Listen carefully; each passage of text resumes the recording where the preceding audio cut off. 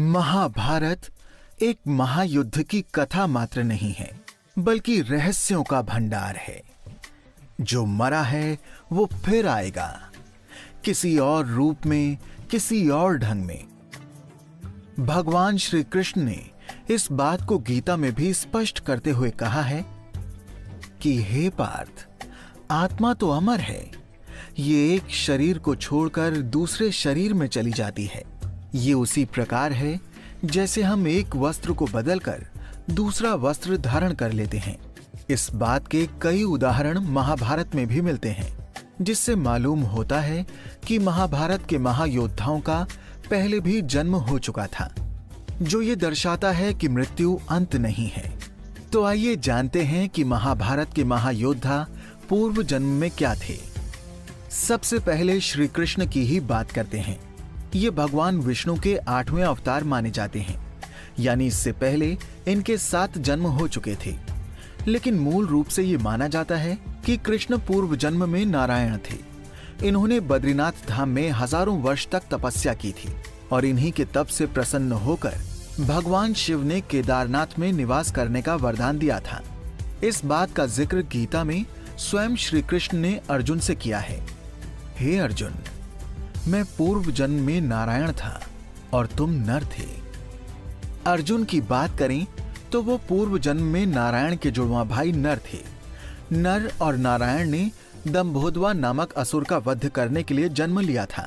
दंभोदवा ने भगवान सूर्य की तपस्या करके उनसे 1000 कवच का वरदान मांग लिया था।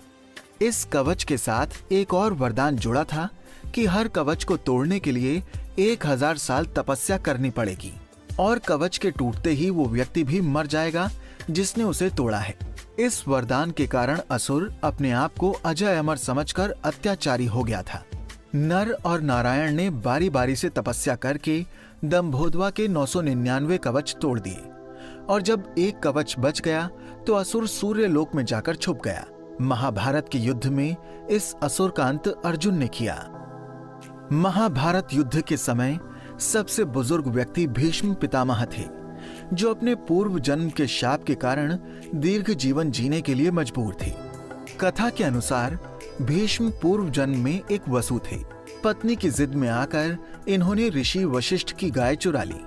इससे क्रोधित होकर ऋषि ने इन्हें पृथ्वी पर मनुष्य रूप में जन्म लेकर दीर्घ काल तक जीवित रहकर कष्ट भोगने का शाप दे दिया। पत्नी के कहने पर ही इन्होंने गाय चुराई थी, इसलिए भीष्म रूप में इन्हें अविवाहित रहना पड़ा। महाभारत की कथा में एक ही व्यक्ति के बारे में कहा जाता है कि उसने कवच और कुंडल के साथ जन्म लिया था और वो व्यक्ति था कर्ण। दरअसल कर्ण ही पूर्व जन्म में दंभोदवा नामक असुर था। कर्ण का वध करने के लिए ही कृष्ण और अर्जुन को वापस पुनर्जन्म लेना पड़ा था।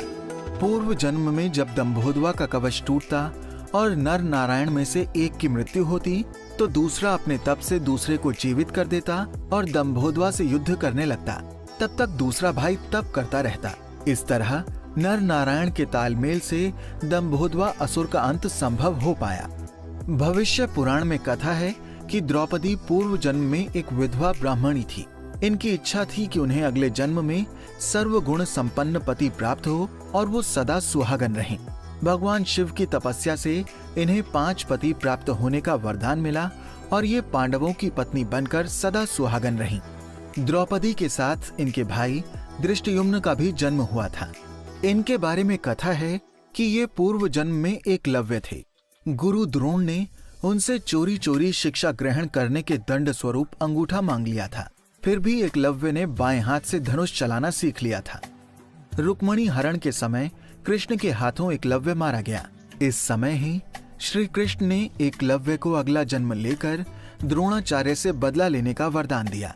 अभिमन्यु के बारे में ऐसी कथा है कि वो पूर्व जन्म में भगवान श्री कृष्ण का शत्रु काल यवन था।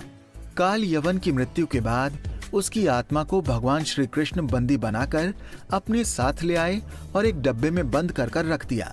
एक बार सुभद्रा की नजर उस डिब्बे पर गई तो उत्सुकतावश उसे खोल दिया। इससे वो गर्भवती हो गई और काल यवन ने अभिमन्यु के रूप में पुनर्जन्म प्राप्त किया। धृतराष्ट्र के बारे में कथा है कि वो पूर्व जन्म में एक दुष्ट राजा थे। एक बार एक हंस को अपने बच्चों के साथ देखकर उनके मन में हंस की आंख पाने की इच्छा जाग उठी। उन्होंने सैनिकों को आदेश दिया कि वो हंस की आंख निकाल लें और उसके बच्चों को मार दें। इस क्रूरता के कारण धृतराष्ट्र अंधे हुए और उनके 100 पुत्र युद्ध में मारे गए। वहीं महाभारत में भगवान श्री कृष्ण के एक शत्रु का भी जिक्र आया है, जिसका नाम था शिशुपाल। शिशुपाल के बारे में कहा जाता है कि वो पूर्व जन्म में रावण था और उससे भी पूर्व जन्म में वो हिरण्यकश्यप था।